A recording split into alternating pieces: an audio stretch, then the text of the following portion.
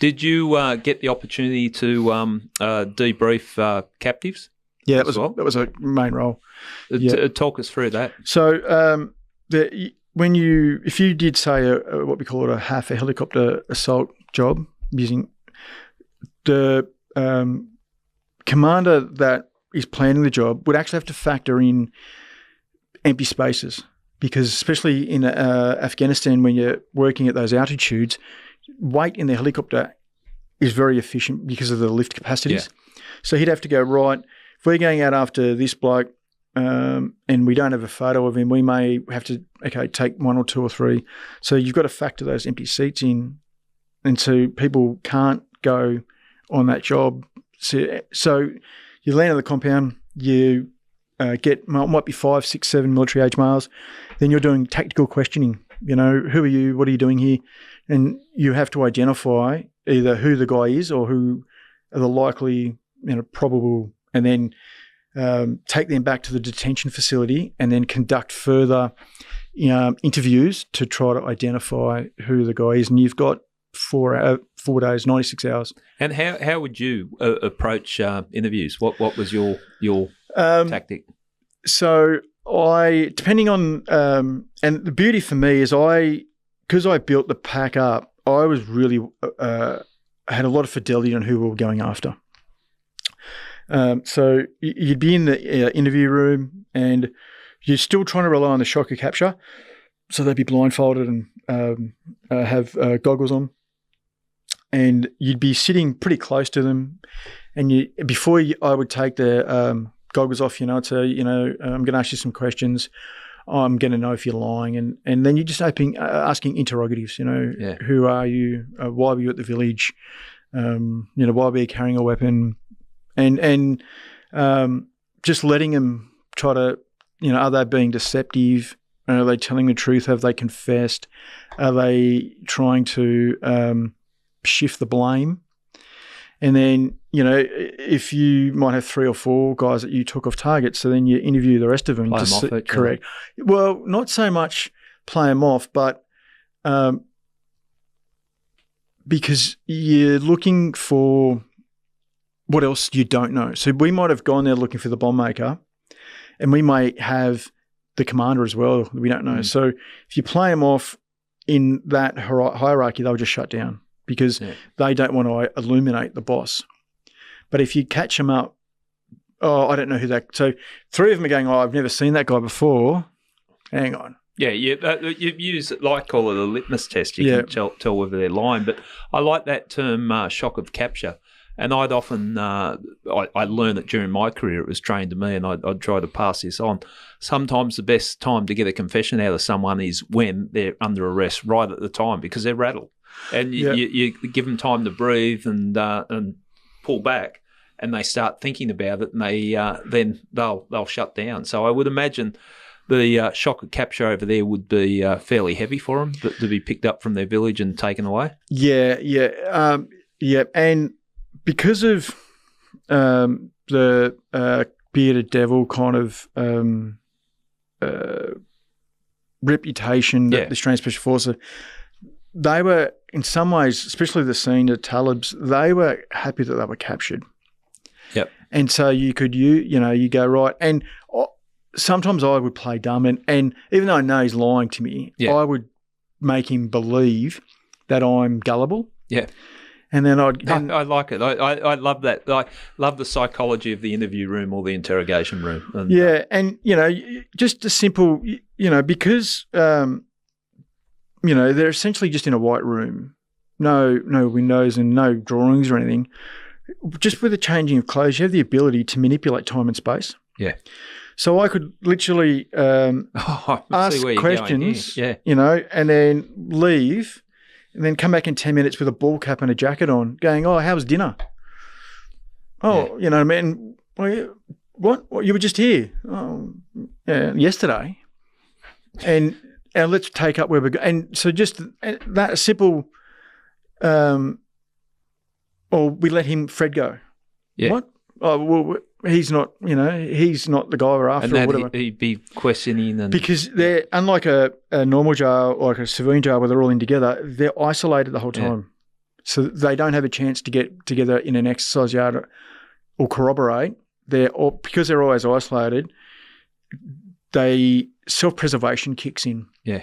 And so the moment you say, "Oh, we've released Fred," because he blamed whatever. But that isolation that would frustrate me, where I'd see police arrest some co-offenders and they're all sitting in the back of the truck together, and I'm thinking, do you realise that they're just worked out their story? But if you put in place some way to capture that. Yeah.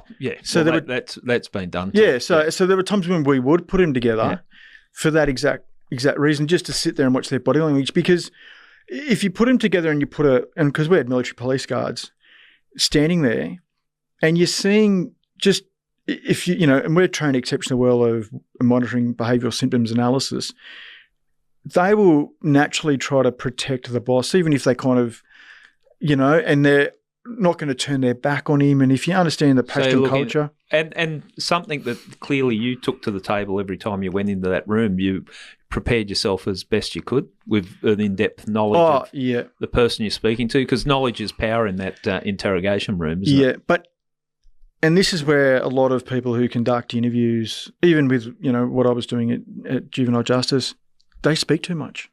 If you're talking, they're not. And they've got the information you want. So don't get in their way. And it's a skill that's hard. Well, I won't say it's hard to learn because I learned it. I got taught it. I got exceptionally well taught. But if you're only chasing that nugget when you get it, if you react to it, you've given the game away, because you don't know what else is. I like the way you're thinking. I fully understand what you're saying there.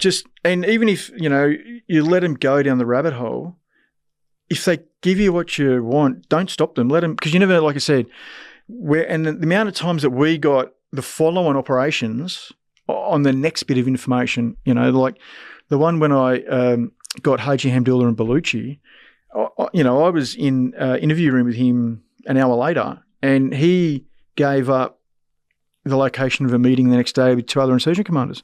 But if I'd have stopped him, pretty much just walked in and said, "I got you," I wouldn't have known any of that.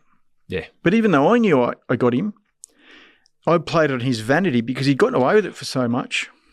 An experienced interrogator or interviewer make sure that they don't reveal information, because what you've got to understand, when you're sitting opposite someone, they're playing you as much as you're trying to play them. So they're trying to suck information out of you. So, and there's, I'm going to nip this.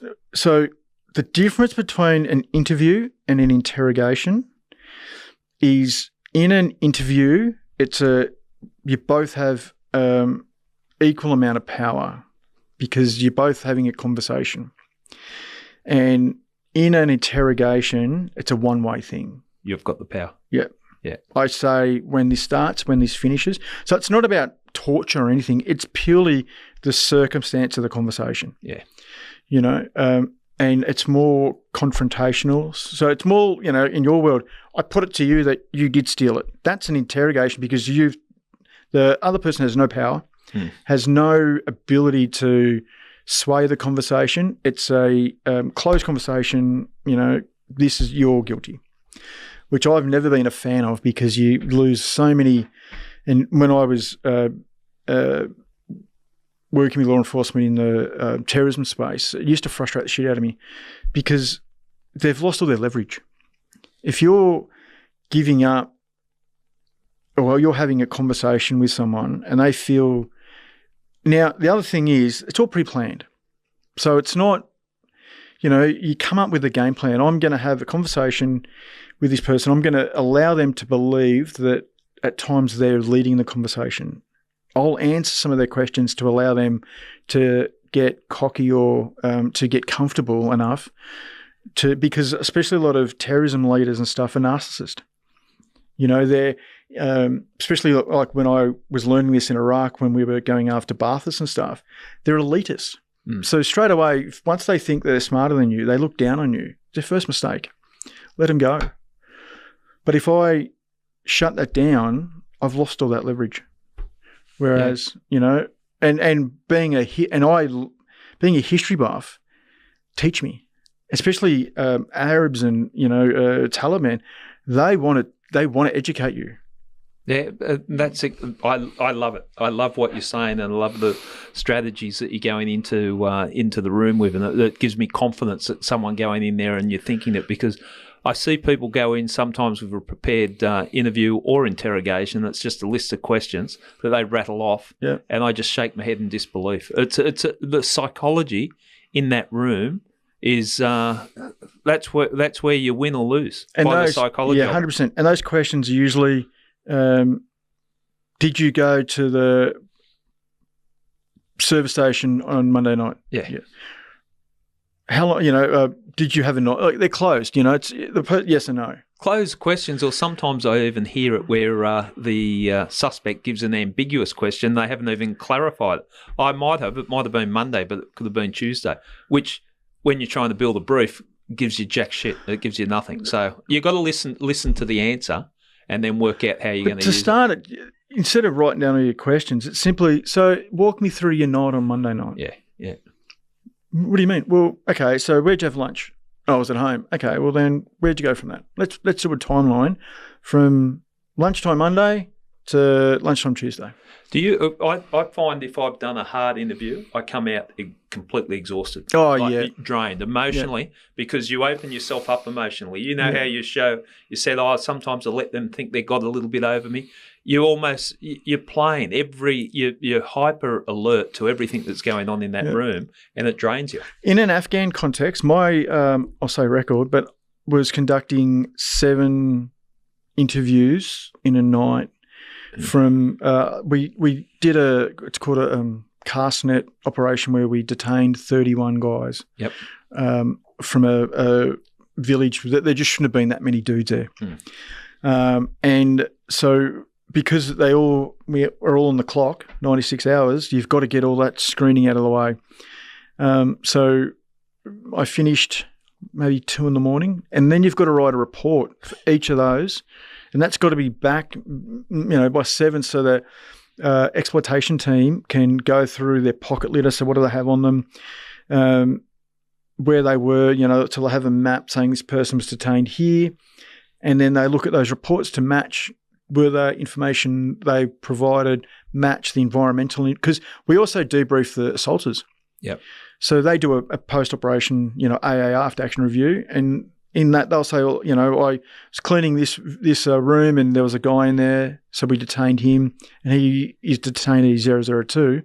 Then you look at that too, and and I won't have that information when I'm doing my initial interview. So the exploitation team are going, is what the guy who detained him and what came out of the initial interview, does that match up? And if there's deception, then they'll flag him for a follow-up. Yeah. And then it is, they might actually take the map of the village in and go, okay, so this is clarify. That's Omar's compound, and that's Barney's compound. Okay, well, why were you in Omar's compound? Do you know Omar? No. Well, then why were you in Omar's? So but again, you're on the clock. Well, I got a question.